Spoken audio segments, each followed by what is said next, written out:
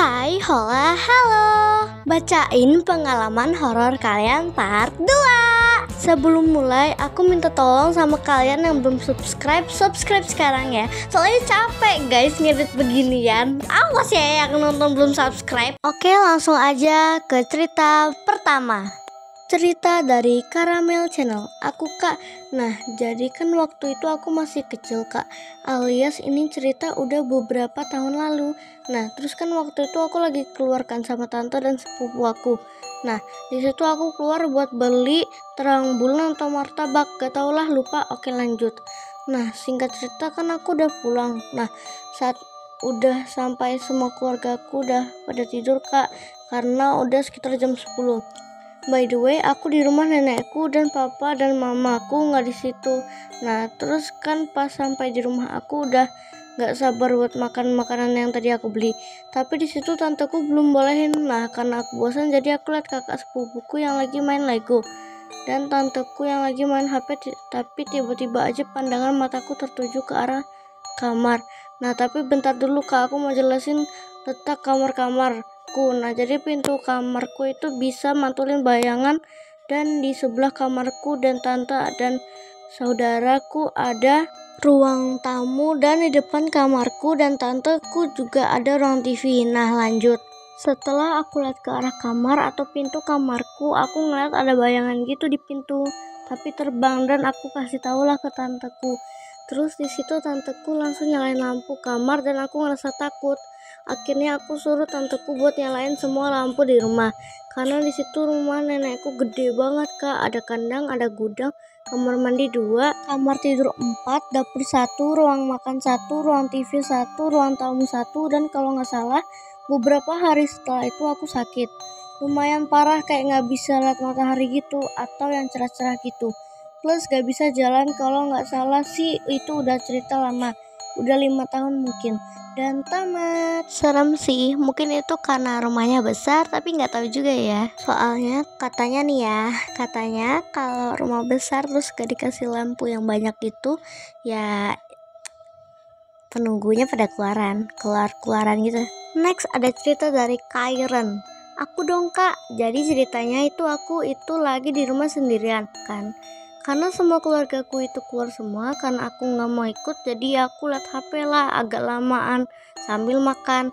Pas selesai makan, aku tuh cuci tangan sambil megang HP. Tapi ya pas aku cuci tangan tuh, aku kayak nggak sengaja ngeliat ada hantu yang nongol di hadapanku. Pas banget, tapi pas aku lihat tuh udah hilang, nggak tahu kemana. Akhirnya aku ke kamar sambil nyanyi yang keras. Udah itu aja, semoga dibaca.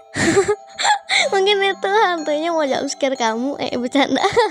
Cerita ketiga, ini cerita dari Nak Zahwa.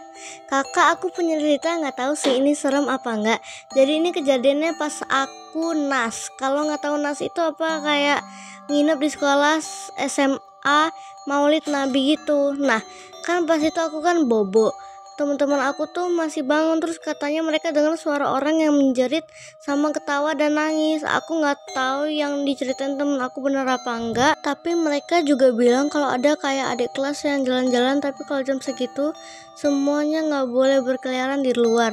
Dan juga ada satu guru yang dampingin kita juga dengar orang yang nangis ketawa tadi. Udah Kakak, sampai sini aja, semoga dibaca. Biasanya acara kayak gitu doa-doa gitu gak sih? Kalau misalnya doa bareng gitu, mungkin itu setan yang kepanasan dengernya itu. Tapi memang serem sih. Bayangin kalian lagi nginep di sekolah, terus tiba-tiba dengar kayak gitu, apalagi ini malam loh. Aduh. Cerita keempat, cerita dari Dira Gamers. Aku host.